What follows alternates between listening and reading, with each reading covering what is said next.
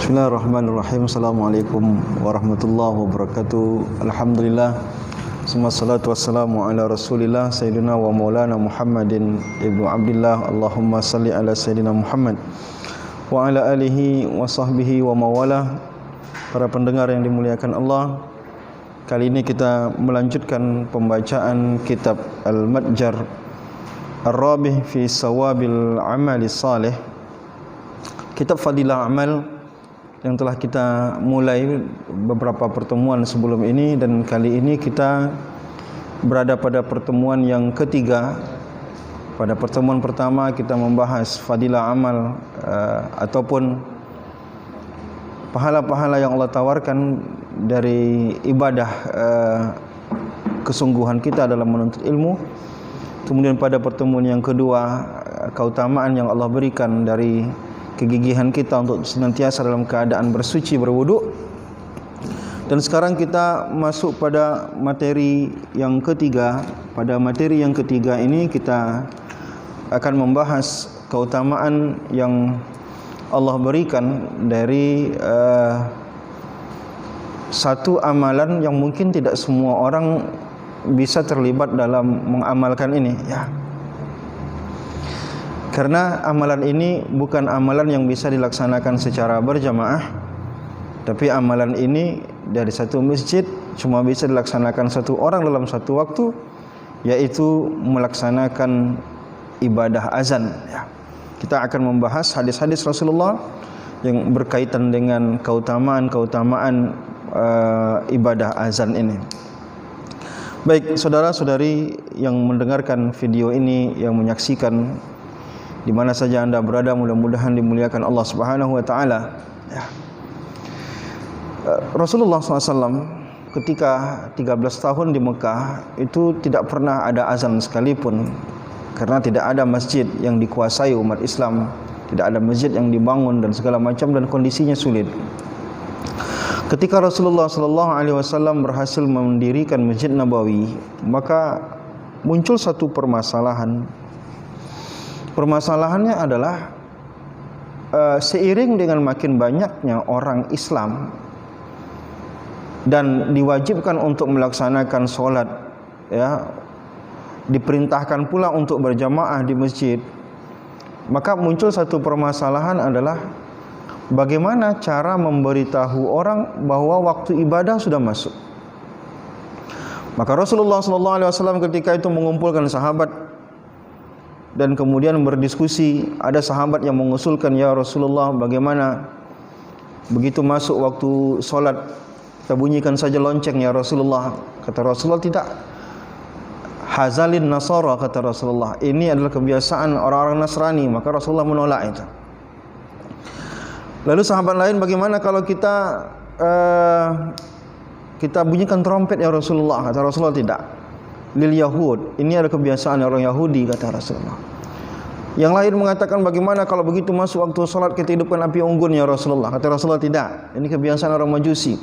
Semua usulan-usulan sahabat ketika itu karena diamalkan dalam ibadah agama lain, Rasulullah menolak karena takut tasyabuh dengan ibadah orang-orang kafir. Maka muncullah seorang sahabat bernama Abdullah bin Zaid. Ya Rasulullah, kata Abdullah bin Zaid, saya bermimpi, ya Rasulullah. Dalam mimpi saya itu saya bertemu dengan seorang laki-laki menenteng lonceng, ya Rasulullah. Lalu saya minta lonceng itu dalam mimpi saya, ya Rasulullah. Dia bertanya, untuk apamu lonceng ini? Saya jawab, lonceng ini mau saya gunakan untuk memberitahu bahwa waktu salat sudah masuk. Maka orang dalam mimpi itu, ya Rasulullah, mengatakan, mau enggak ku ajarkan satu cara yang lebih baik daripada ini? Lalu dia mengajarkan azan, Allahu Akbar, lafaz azan yang biasa. Dan ketika masuk pelaksanaan sholat, maka dia mengajarkan iqamah, ya Rasulullah. Artinya lafaz azan yang kita baca dan lafaz iqamat yang kita baca, inilah yang diajarkan dalam mimpi Abdullah bin Zaid ini. Ternyata tak jauh dari pembicaraan itu, ternyata ada Umar bin Khattab. Umar bin Khattab bergegas memakai bajunya lalu mendatangi majelis itu. Ya Rasulullah, kata Umar, saya juga mimpi yang sama, ya Rasulullah. Saya mimpi berjumpa dengan orang yang membawa lonceng Saya minta loncengnya persis seperti mimpi Abdullah bin Zaid. Kata Rasulullah, innahu la ru'yal haq. Mimpi kalian ini adalah mimpi yang benar, kata Rasulullah. Maka panggil Bilal bin Rabah. Maka dipanggillah Bilal bin Rabah. Diajarkanlah kepada Bilal bin Rabah. Lalu kemudian Bilal bin Rabah sejak itu menjadi muazzin Rasulullah. Sampai wafat Rasulullah, Bilal bin Rabah tercatat sebagai muazzin setiap kali Rasulullah ingin melaksanakan ibadah solat. Nah, ini kalau kita ingin lihat unsur sejarah disyariatkannya pelaksanaan ibadah azan ini.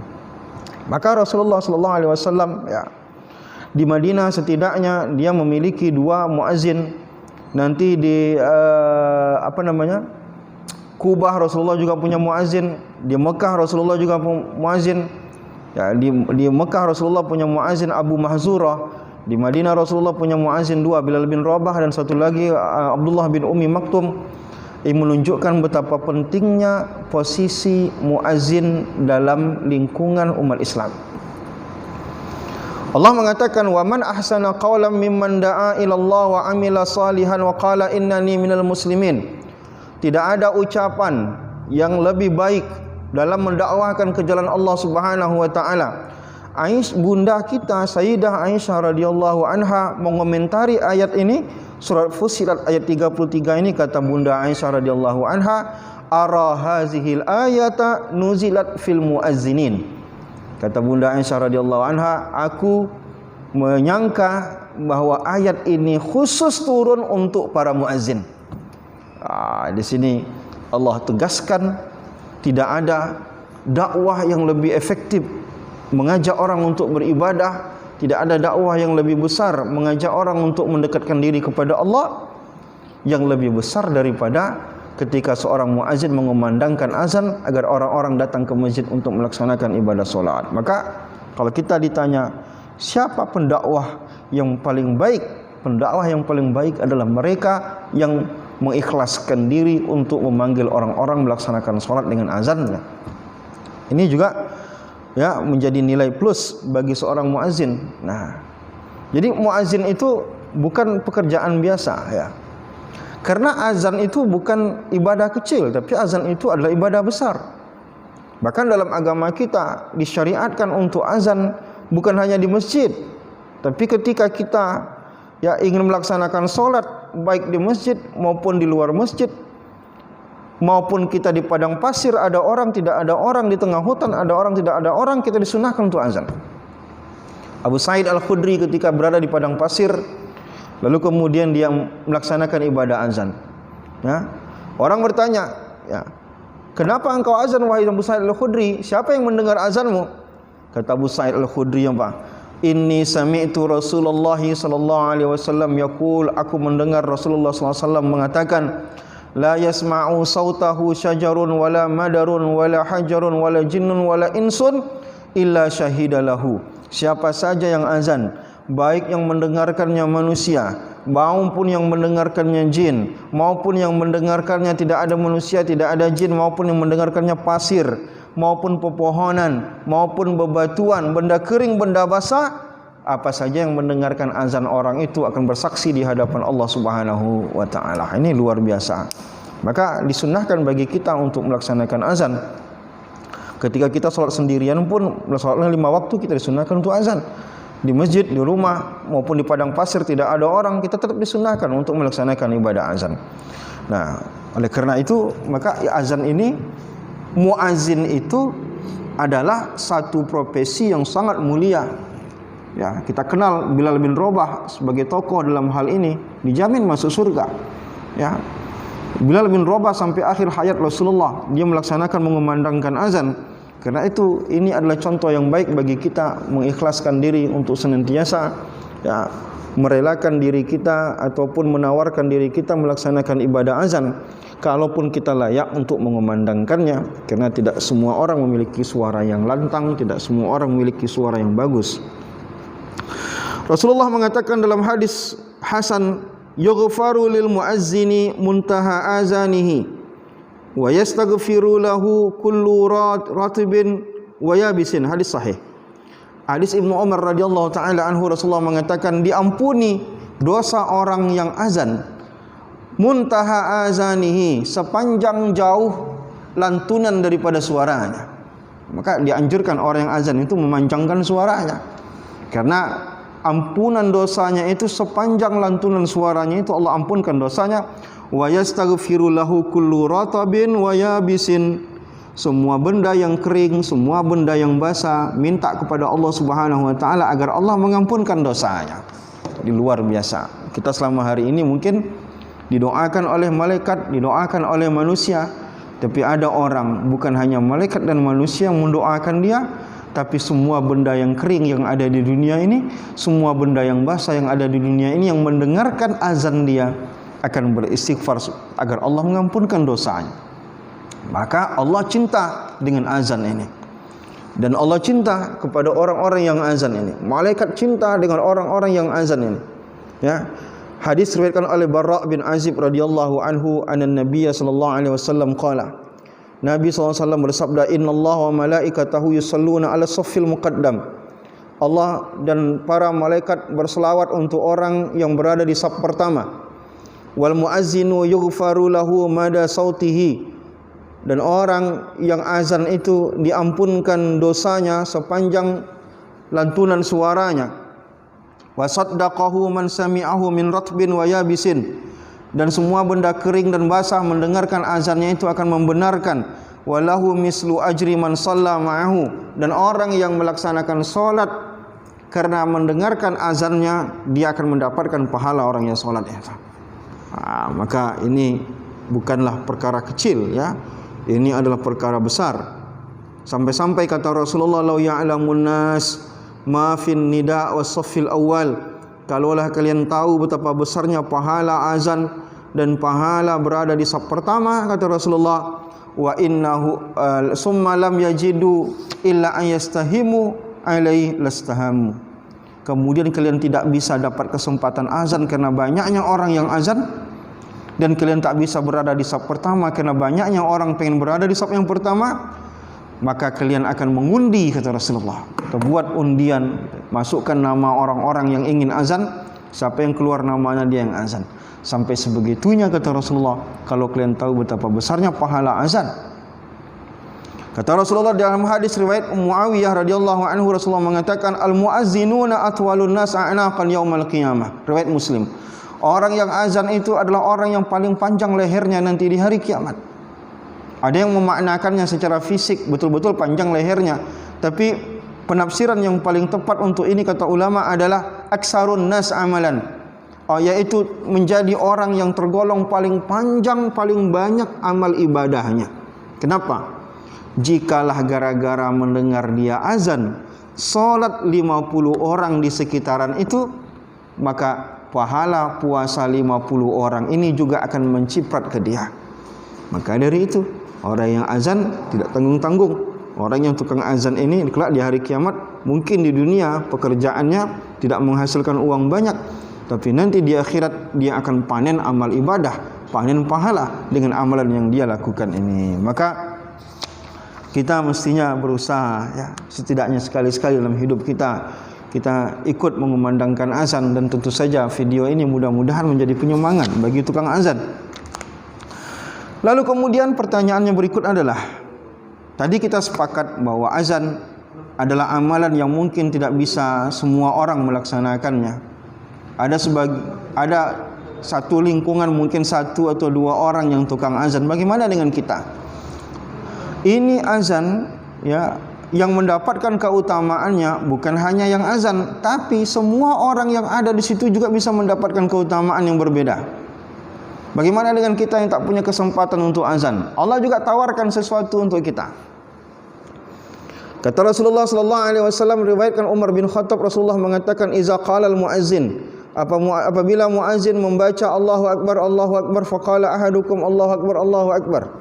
Apabila muazzin membaca Allahu akbar, kalian jawab Allahu akbar. Summa qala asyhadu an la ilaha illallah, qala asyhadu an la ilaha illallah. Kemudian muazzin membaca asyhadu an la ilaha illallah, kalian pun membaca asyhadu an la ilaha illallah. Semua bacaan muazzin kita jawab. Kata Rasulullah, kalau kalian menjawabnya min qalbihi dakhalal jannah, kalau kalian jawablah itu azan-azannya muazzin itu, maka pasti kalian akan masuk surga. Jadi bukan hanya muazzinnya yang mendapatkan keutamaan, orang yang mendengarkan azan itu dan menjawab azan itu, maka dia akan dapat masuk dalam surga Allah Subhanahu wa taala. Proteslah perempuan kepada Rasulullah, "Ya Rasulullah, ya, bagaimana ini orang-orang bisa azan sedangkan kami perempuan tidak boleh azan?" Maka Rasulullah SAW kemudian berdiri antara saf laki-laki dan perempuan. Kata Rasulullah, "Ya ma'syaran nisa, wahai ibu-ibu," kata Rasulullah, "Iza sami'tunna azana hazal habashi," apabila kalian mendengarkan azan, wa iqamatahu, dan kalian mendengarkan iqamah, fakulna kama yaqul, ibu harus ikut baca persis seperti apa yang dibaca muazzin. Fa inna lakunna bikulli harfin alfa darajah, setiap huruf yang ibu baca maka akan meninggikan 1000 derajat ibu, kata Rasulullah SAW. Bayangkan, Allahu Akbar saja itu 8 huruf kali 1000, 8000 derajat, naik derajat seorang ibu yang menjawab azan. Ya, tambah Allahu Akbar, Allahu Akbar. Berapa kali Allahu Akbarnya? Ya, 2 kali, 4 kali. Di awal saja 4 kali, 4 kali 8. Ya, 32 kali 1000, 32.000 sampai la ilaha illallah. Berapa huruf yang dibaca oleh ibu-ibu yang mengikuti azan itu, maka setinggi itu dia mendapatkan ketinggian derajat di sisi Allah Subhanahu wa taala. Apalagi 5 waktu dia jawab azannya. Maka intinya, ada yang azan, dia punya keutamaan. Ada kita yang tak punya kesempatan untuk azan, kita juga bisa mendapatkan keutamaan. Yang penting bagi kita tidak menyia-nyiakan azan ini. Kita juga membaca sesuatu.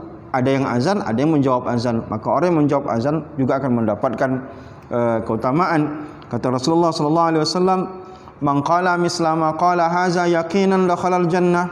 Barang siapa yang menjawab azan secara yakin, dia akan masuk surga. Yakin artinya apa? Lafaz-lafaz azan itu adalah lafaz-lafaz inti dalam agama kita. Diawali dengan Allahu Akbar, yakini Allahu Akbar, yakini asyhadu an la ilaha illallah, yakini kalimat asyhadu anna Muhammadar Rasulullah. Kita jawab itu dengan keyakinan, maka itu akan menjadi modal penting bagi kita untuk masuk ke dalam surga Allah Subhanahu wa taala. Nah, kemudian amalan lain yang tak boleh kita tinggalkan adalah setelah azan kita membaca doa sebagaimana yang diajarkan oleh Rasulullah sallallahu alaihi wasallam.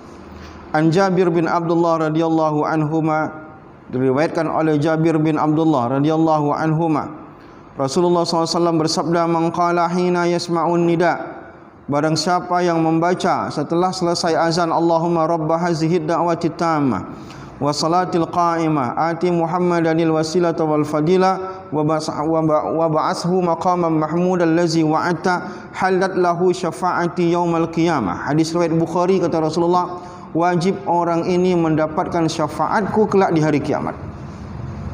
Maka hadirin yang dimuliakan Allah Subhanahu wa taala, semua hal yang berkaitan dengan azan bukan hanya bagi orang yang azan, tapi orang yang juga menjawab azan, bahkan membaca doa setelah azan, maka orang ini punya kesempatan masuk surga melalui jalur ini.